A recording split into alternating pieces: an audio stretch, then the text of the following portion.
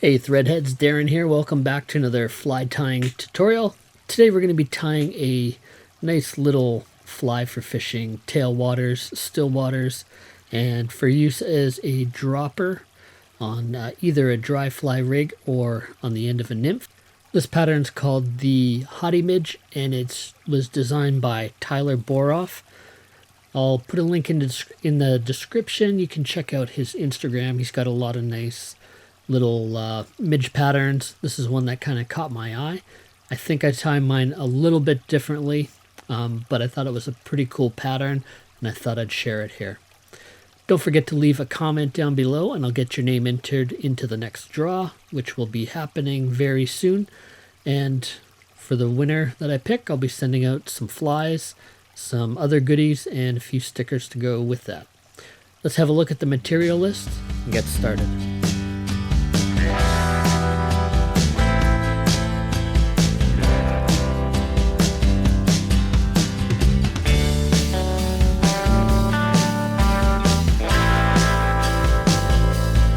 Get a fresh hook into the vise.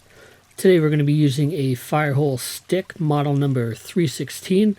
We're going to be tying on a size 16 here, just so we can keep an eye on it on the camera.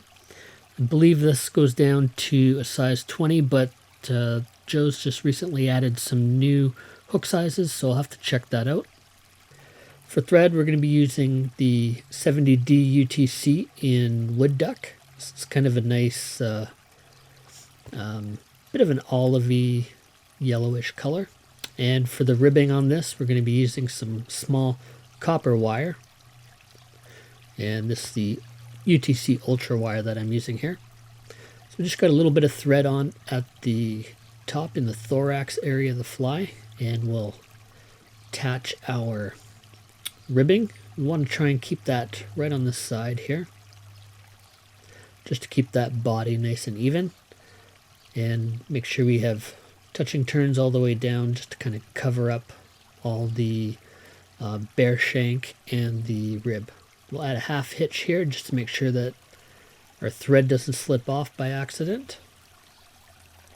And then we'll rib up our wire for a little bit of segmentation on this pattern. Then we're going to catch the wire right behind the eye here.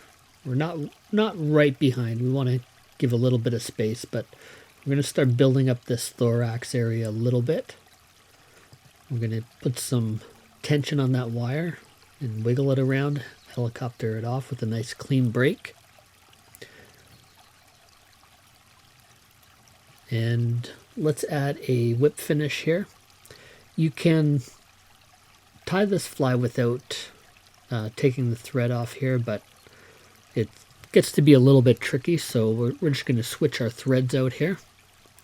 We're switching to a fluorescent fire orange, and I've tied this with fluorescent pink and fluorescent orange as well. So you want to make sure you don't have any tags hanging out on this fly. We're just going to go ahead and wrap a little bit of a football-sized or football-shaped head onto the head of the fly here. Use a couple half hitches. And for this, I want to make sure we don't have any tags. So in this case, we're going to use a fresh razor just to cut off our thread to make sure that we don't have any tags hanging around. Then we're going to go back and tie on our wood duck just on the front, just to finish the head off on this fly. And we'll just try and kind of maintain this shape that we've got going on the head of the fly here. Just a few more wraps. So we're gonna have half wood duck and half fluorescent orange, fluorescent fire orange. We'll add another whip finish onto the head of the fly here.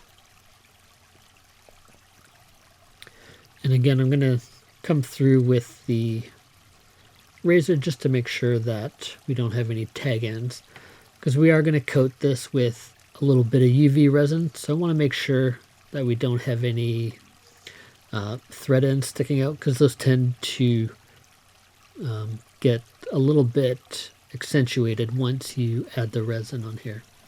So I like to do the resin in 2 steps. We're going to be using a little bit of bone dry. It's a nice, really thin UV resin. So for the first coat, I'm just going to add it to the thorax area. I'm going to build that up a little bit. This will get soaked into the thread wraps a little bit as well.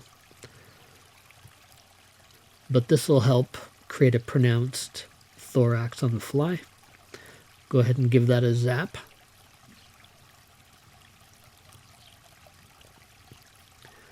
And once we've given that a couple seconds to harden up, we'll grab our brush again. And then this time we're going to go into the body with the UV resin. I should also mention, if you don't have UV resins, you can accomplish the same thing with a couple coats of hard as nails. Just have to be a little bit more patient and let the head cement dry in between applications. So you want to make sure you get on the underside of that body as well.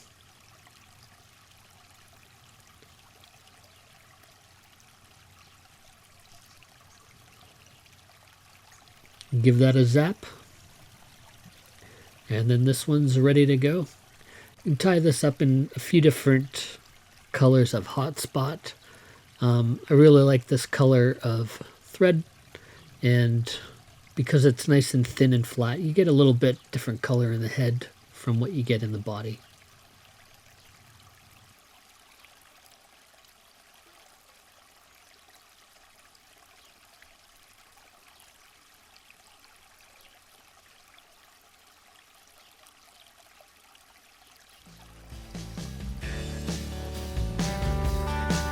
Hey fly tyers, thanks for stopping by and checking out my fly tying videos. If you enjoyed the video and want to show your support, hit the thumbs up and share it to your social networks.